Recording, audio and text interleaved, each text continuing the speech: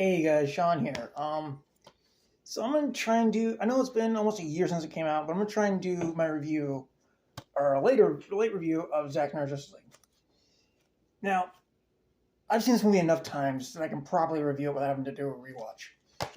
Um, basically, this is a 2021 re-edited director's cut of this movie. This basically was the original version. So basically,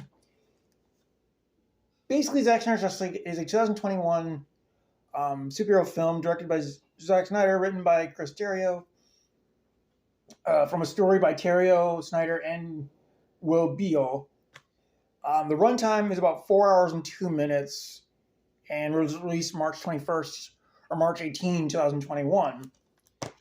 The movie was edited by let's see. It was edited by David Brenner, who has since passed away, who I think has edited all of Zack's movies for this, all three of Zack's movies for this. And the score was done by Tom Holkenborg, also known as Junkie XL. So basically, to give you guys a little bit of a backstory on how we got from this to this, and this is the theatrical cut, which I rented from my local library because me being a dummy, I wanted to rewatch it and see if there was anything that I liked about it, and you know, it just proved this one was way better. But anyway, to give you a little bit of a backstory was, so after BVS came out, after Batman v Superman came out, it had the reaction it did, and so the movie didn't make the money that WB wanted, which I heard was it was supposed to crack $1 billion, but it obviously didn't. I think it only made like 900 something million. I don't remember. But up until Aquaman, it was the highest grossing DCEU film, which I guess not good enough for WB because apparently it didn't crack $1 billion.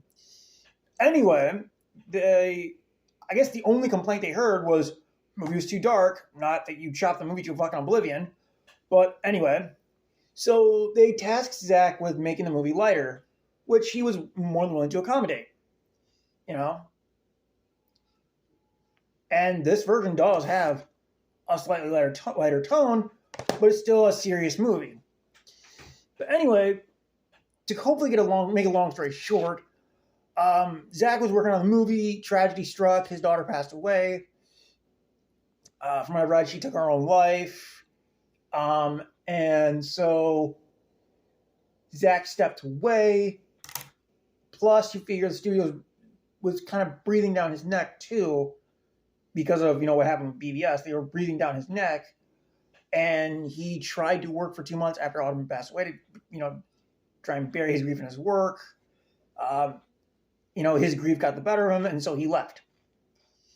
And then they brought in Joss Whedon, who rewrote and reshot a ton of the movie, and also, for whatever reason, replaced Tom Holkenborg, replaced Junkie XL with Danny Elfman, who I read had to score this movie relatively quick, even to the point he was scoring storyboards, okay? And for whatever reason, just brought back his Batman theme and John Williams' Superman themes for no fucking reason, because Elfman clearly doesn't know what a reboot is. Because in 2017, he says that when you reboot a property, you shouldn't ignore what came before. It's like, that's the textbook definition of a reboot. You start from scratch, you fucking dumbass. Anyway, basically, we got the theatrical cut November 17, 2017, because the higher-ups at that point, basically WB was already about to merge with AT&T, and Toby Emmerich and Kevin DiCiaro, who ran the DCU at the time, were worried about them getting their bonuses, and so they vomited the movie into theaters, and it became, this. And then after the movie came out, a big fan campaign started, and we finally got Zack, and the dam finally burst May 20, 2020, when Zack, during a live commentary of Man of Steel, was joined by Henry Cavill and announced this. Now, I will say this: the production for this movie, for this version, is really where the movie botched itself, because you had a 2-hour runtime, and not to mention the visual effects were shit. That's because they were on a rush schedule, though. But basically, like I said, that's the history of the movie. And so basically, also in the reshoots, Henry had a mustache that had to be removed because he was working on Mission Impossible Fallout at the time, and Paramount wouldn't let him shave. But anyway, so with all that history summed up, how's the Snyder Cut? Well, it's fantastic. Look, it's fantastic. It's the movie we should have gotten the first time around, but WB is going to WB. Why am I not surprised? Because this seems to be a thing with them, a knee-jerk reaction to criticism. Like, for example, to name an example, when Batman Returns came out in 92, parents complained it was too dark. Well, they do with Batman Forever. They took it in a lighter direction. Same thing happened here. But yeah, this was a way better film.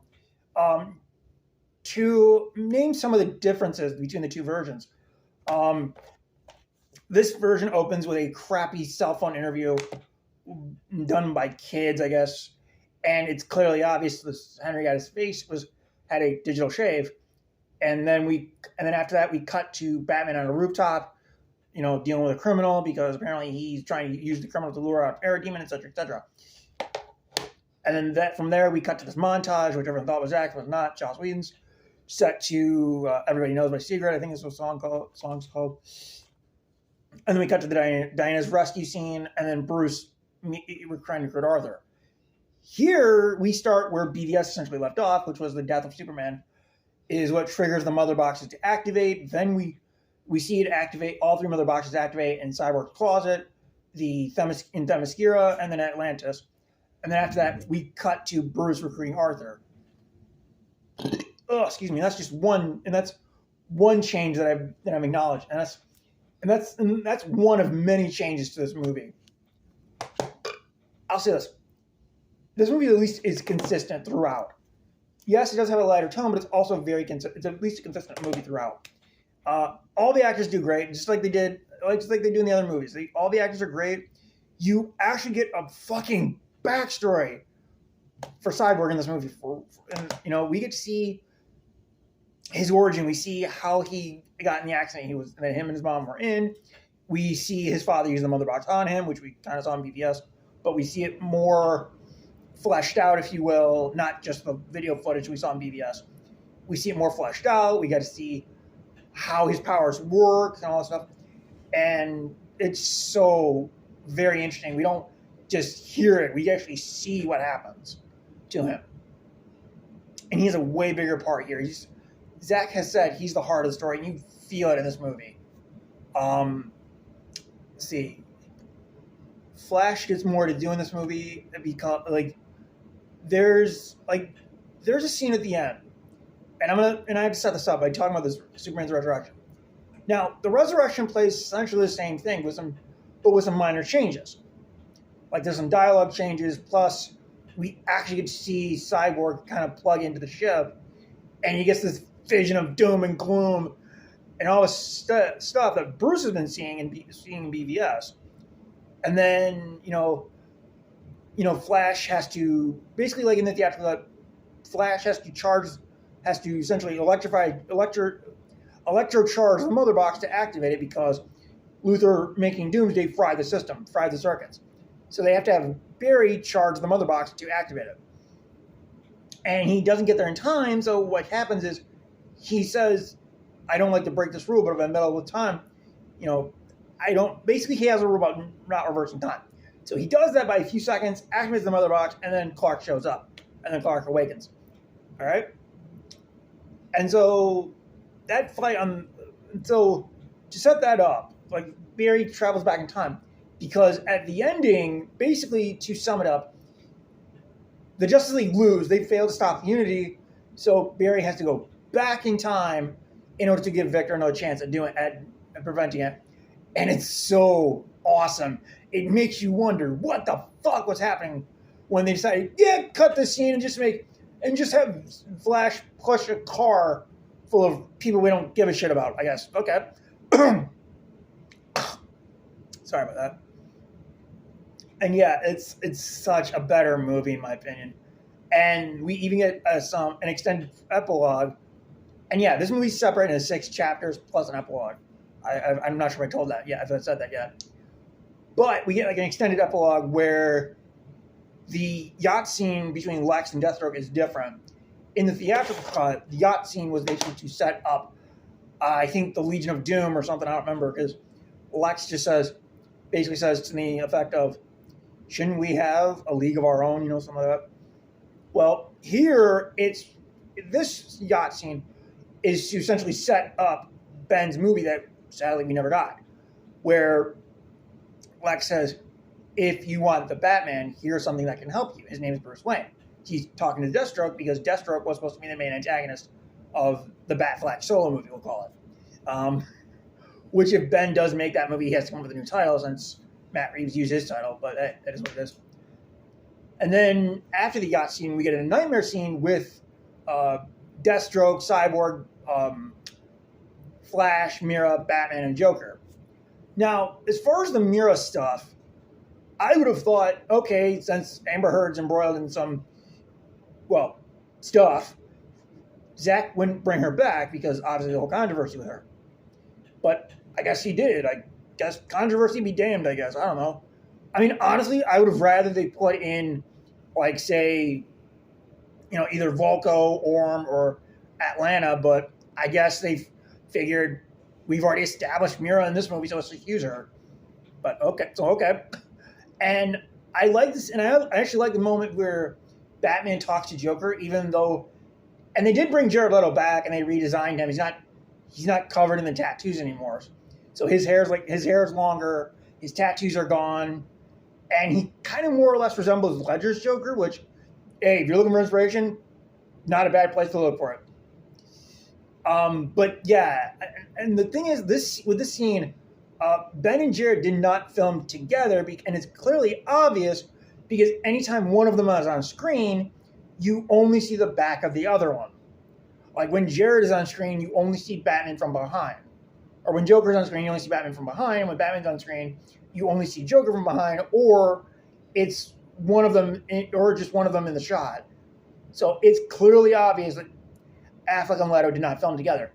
But it's the closest we're ever going to get to a Batman-Joker scene in this universe. And it does not disappoint me because they do acknowledge the death of Robin, which I thought was awesome. And then after that, after the nightmare scene, we get Martian Manhunter, who was set up earlier in the movie, where Martha goes to visit Lois at Lois and Clark's apartment. We find that scene's much better than what was in the theatrical cut, where they were in the Daily Planet. This one's in the apartment, and it's basically just Martha trying to get Lois to coax